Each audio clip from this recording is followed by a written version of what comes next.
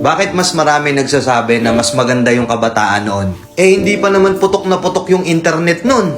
Hindi pa putok na putok yung Facebook, wala pang TikTok, wala masyadong entertainment sa social media. Pero bakit mas maraming nagkiklaim na mas masaya yung generation noon? Kasi kahit ako, aminado ko na mas naging masaya ako nung kabataan ko noon kung ikukumpara ngayon na puro social media na lang. Kung ikukumpara ngayon na puro internet na lang.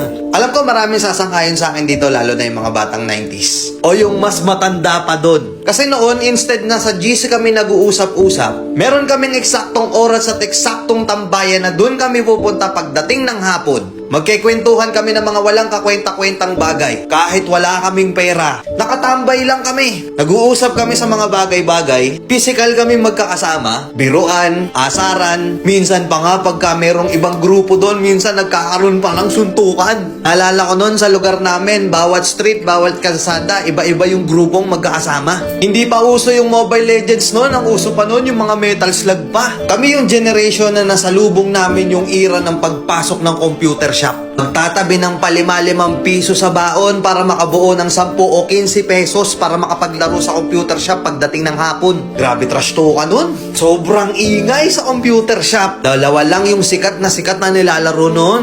Dota tsaka Counter. Wala pang GC sa Facebook nun. Pero alam namin kung kailan yung call time namin para magkita-kita kami ng mga kaibigan namin noon. Hindi pera ang currency namin noon. Baka pala ng text at pogs ang basehan noon para malaman kung gaano kakalakas noon. Meron ba sa inyong mga nakapaglaro na noon? May Jolen, pupunta ka sa tindahan, kukuha ka ng tansan, bubutasan mo, gagawin mong sipa. Kada dadating yung Pasko, hindi pwedeng hindi ka magpapabili ng pellet gun. Kami yung mga kabataan noon na hindi pwedeng hindi kami mawawalan ng sugat sa katawan. Sub-sub dito, sugat-sugat na tuhod, at kung ano-ano pang sakit sa katawan. Napakasaya noon kasi ang kasiyahan namin noon sobrang simple lang. Kahit wala kaming pera, basta kompleto ang tropa, okay na okay na. Yung tipong pupunta ka sa court, makikipagpustahan ka, kahit yung pusta is tubig lang, palag-palag na. Ibang klase yung tuwa at saya, lalo na nung nakikipaglaro ka pa ng luksong baka at Tom Sawyer pa. Nakakamiss, di ba?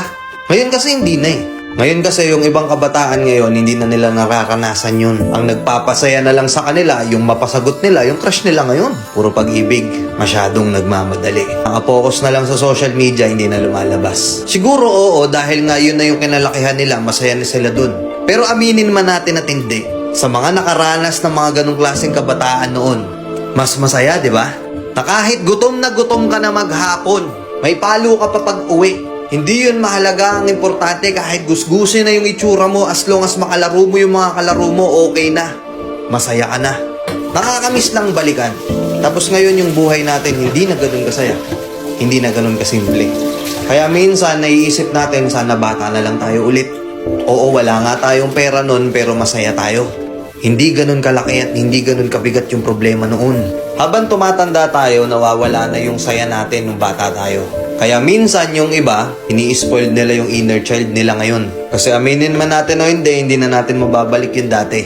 Andito na tayo sa realidad. Sa realidad na pagka natapos mo yung isang problema, may problema na ulit agad. Wala ka ng time. Ubus yung oras mo. Hindi ka pa nakakapagpahinga, meron na naman panibagong problema. Kaya kung tatanungin ako, mas masaya ba talaga yung kabataan noon? Mas masaya ba talaga yung generation noon? Para sa akin, oo. Sa nakikita ko ngayon na yung mga bata nakapokus na lang sa cellphone, tablet, sa computer, na yung iba halos hindi na mabitawan yung mga gamit na yun. Siguro isang reason din kung bakit ang kakapal na ng mukha natin ngayon. Kasi noon, nung bata pa tayo kahit hindi natin kakilala, nakikipaglaro tayo. Tapos wala pang ilang oras, best friend na natin, kaibigan na natin, kasama na agad sa circle of friends natin. Malamang sa malamang nga, meron kang mga nakalaro noon na ilang araw mong nakalaro, ilang linggo mong nakalaro, pero hanggang ngayon hindi mo kilala kung sino siya o anong pangalan niya. Hindi mahalaga kung sino siya, ang mahalaga masaya at nag-enjoy ka ng mga panahon na yun. Tama, di ba? Kaya kung isa ka sa mga tinutukoy ko na naging masaya yung kabataan noon, kamusta po? Sana okay pa rin kayo. Nakakamiss, no? Sobrang dami na nating struggle sa buhay, sobrang dami na nating pagsubok sa buhay. Pero masaya na din kasi naranasan natin noon yung ganong klase ng pamumuhay ng kabataan. Simple lang pero masaya. Di ba? Let's go.